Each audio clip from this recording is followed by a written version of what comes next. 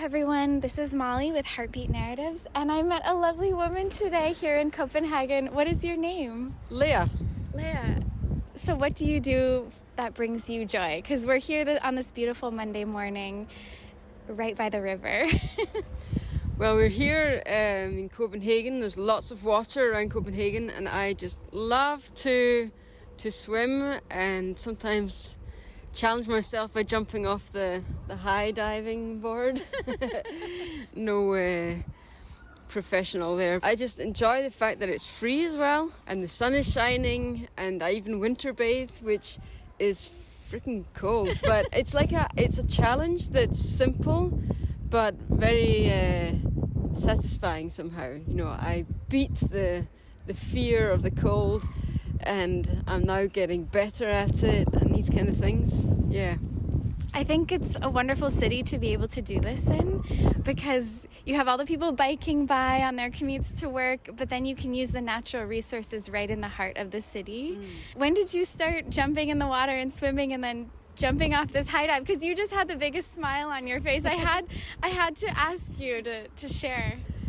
I think maybe around 6 years ago, I really started to use the water more. I mean, I've always swimmed and stuff like this, but yeah, it maybe came out of a very sad place, to be honest. It was a friend of mine who I loved. I thought we were going to maybe share a life together and a calling and help people out of addiction, because he was recovering from addiction. Yeah. And it was kind of like a belief I had for quite some time, that I had a calling to help people with addictions. And as I didn't have any addictions myself of that nature, then I didn't think I knew enough myself. So if I worked with somebody who knew and could maybe share life with that person, then it would be a good teamwork and so on.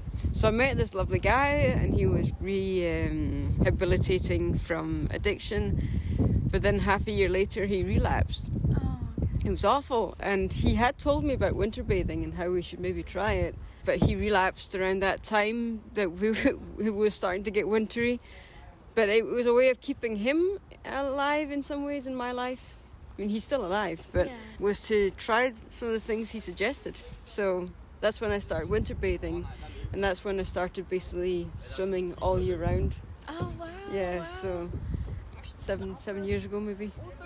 I think that there's something really powerful about finding a hobby to help you move through emotions as well. And there's this book that I just read I think it's called Wintering. Mm-hmm. And the author started doing winter bathing as well. I think she was in Canada or something.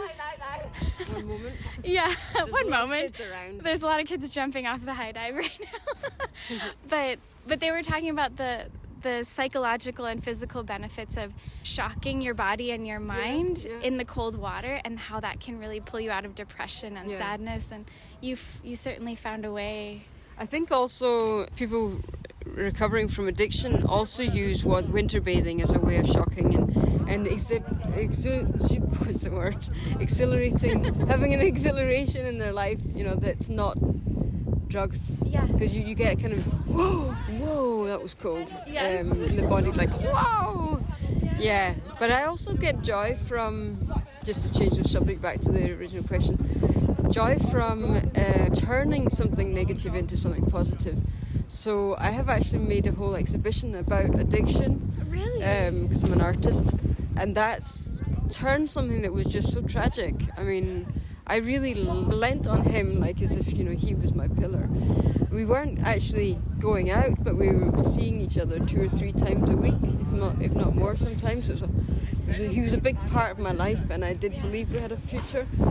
It was a very painful time, but to be able to turn that sadness and that disappointment and lostness into an exhibition that is now benefiting other people. I'm just at the moment setting up for an exhibition that's going to be shown in Albertslund Library, and 250 young people from the local schools are going to come and see it and just engage with it, and also going to have talks helping other people to think about not just addiction to illegal drugs, but also to medication given by the doctors, because that's not going the right direction either. I mean, ultimately, if you're taking yourself away from the emotions, instead of going through them, you're not going to get to know yourself in all aspects of life. And so, I've been through some painful experiences, and I've been sober, and I took my own hand and walked myself through it, with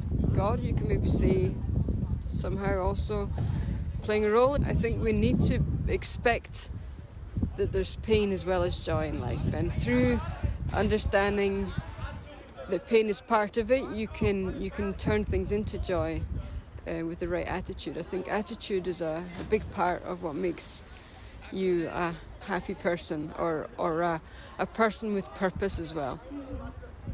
I can tell that you're speaking from the soul, and thank you so much for speaking so candidly to a stranger. I know that we don't know each other, but I think that's the whole purpose of why I'm interviewing people, because we can share at this level with people we just meet too, and it's kind of ironic to have all these teenage boys. They're in a different headspace right now. But as you were saying, and sharing on this heart-to-heart level, I just really appreciate it. And so thank you for the work that you're doing in the artistic space as well. I would love to hear more about your exhibition, or at least exchange information so I can read more about it or something. But anything else you'd like to share? What else would I like to share? Yeah, I just would encourage anyone who's listening to not let yourself rest in self-pity, because sometimes you need to lick your wounds, you need to feel sorry for yourself, but don't stay there. The pills won't help in the long run, and your mindset is so powerful. If you choose life instead of self-pity, you will actually be able to conquer these difficult times in your life. So I do encourage you to find help. I actually got help from something called Nar Anon. The wisdom in that 12-step program is useful both for the addicts and also for their friends and anyone actually. So just find people people in self-help groups that can support you in that time. Yes. And my last question is, are you from Denmark originally? Where is home for you? Are you asking that because I have an accent that sounds Scottish? Oh, are you Scottish? I really have no idea. I'm actually half Scottish, half Danish, or fully Scottish and fully Danish, whichever way. I have a passport for both. So my dad's from Scotland, my mum's from Copenhagen. So. Okay.